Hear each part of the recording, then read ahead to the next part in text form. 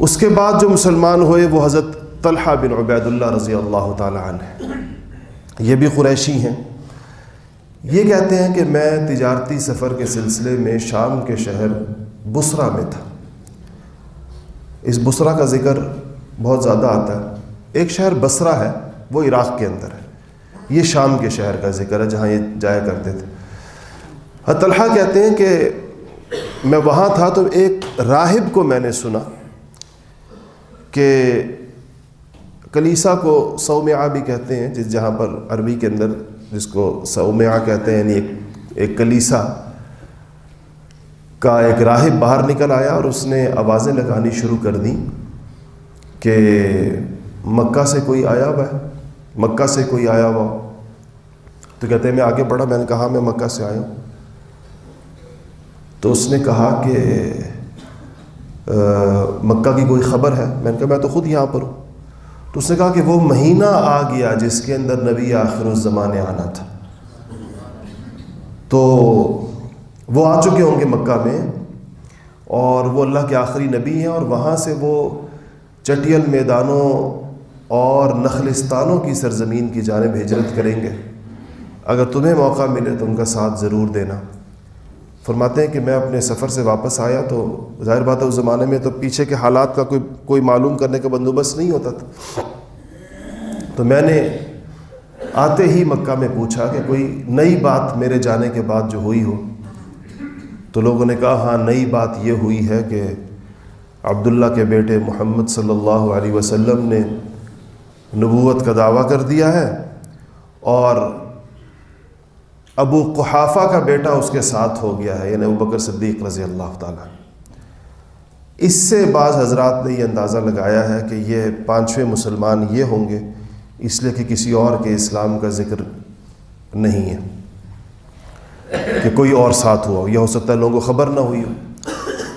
تو کہنے لگے کہ میں سیدھا ابو بکر صدیق رضی اللہ تعالیٰ عنہ کے پاس گیا، اور ان کے ذریعے سے اللہ جل شانہ نے ان کو جو ہے وہ اسلام کی نعمت سے مالا مال کیا۔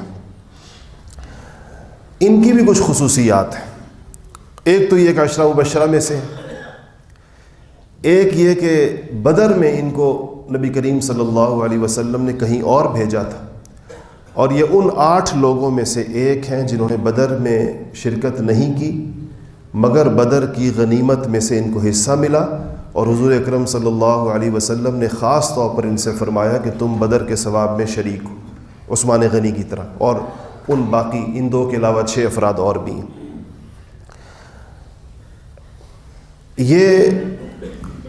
یہ بھی حضرت ابوبکر صدیق کے داماد ہیں۔ میں نے بتایا بھی آپ کو کہ حضرت ابوبکر صدیق رضی اللہ تعالیٰ عنہ کی 3 بیٹیاں تھیں، ایک تو ام المؤمنین عائشہ صدیقہ رضی اللہ تعالیٰ عنہا، اور دوسری وہ جو حضرت زبیر کے نکاح میں تھیں حضرت اسماء بنت ابی بکر، اور تیسری بیٹی حضرت ام کلثوم بنت ابی بکر، وہ ان کے نکاح میں تھیں۔ یہ حضرت ابوبکر صدیق کے داماد ہیں، اور یہ بیٹی حضرت ابوبکر کی بہت چھوٹی تھیں، سب سے بچوں میں ان کے کم عمر۔ بعض سیرت نگاروں نے لکھا ہے کہ حضرت ابوبکر صدیق رضی اللہ تعالیٰ عنہ کی وفات کے بعد پیدا ہوئی ہیں، بعض کہتے ہیں کہ بہت چھوٹی تھی اس عمر کے اندر۔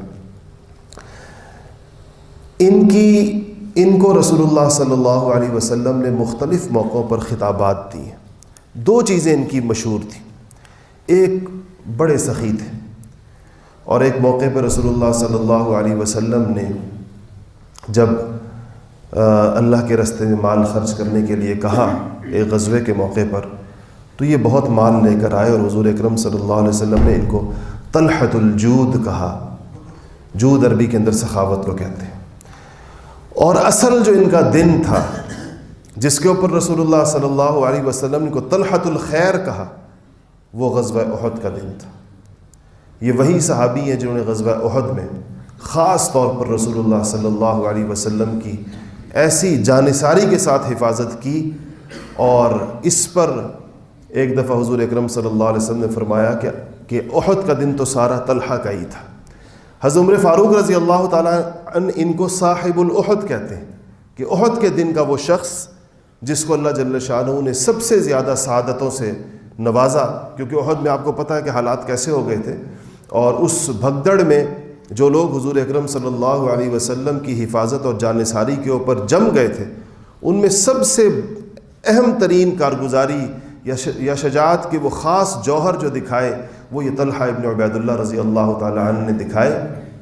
اور ایک دفعہ قرآن کے اندر ایک آیت ہے کہ منہم من قضا نحبہ، کہ حضور کو کہا گیا کہ آپ کے لوگوں میں سے کچھ لوگ ایسے ہیں جنہوں نے اپنا وعدہ وفا کر لیا، جو انہوں نے وعدہ کیا تھا اللہ اور اس کے رسول سے وہ انہوں نے پورا کر لیا، اللہ نے اس کی سند دے دی۔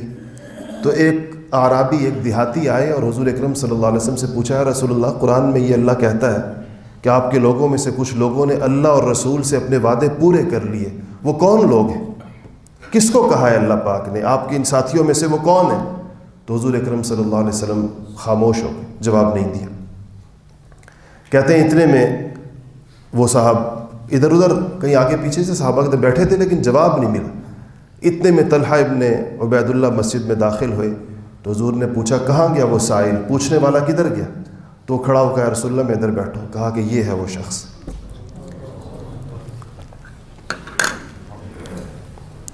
کہا کہ یہ ہے وہ جس کے بارے میں اللہ نے کہا ہے کہ ان لوگوں نے اپنے وعدے پورے کیے۔ ان کی حضور اکرم صلی اللہ علیہ وسلم سے ایک رشتہ داری اور بھی ہے، اور وہ یہ کہ یہ آپ کے ہمزلف ہیں۔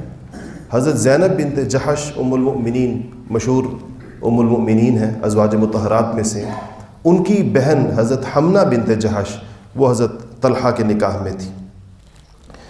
اور ایک اور ان کے ہمزلف ہیں اور وہ ابو سفیان ہیں۔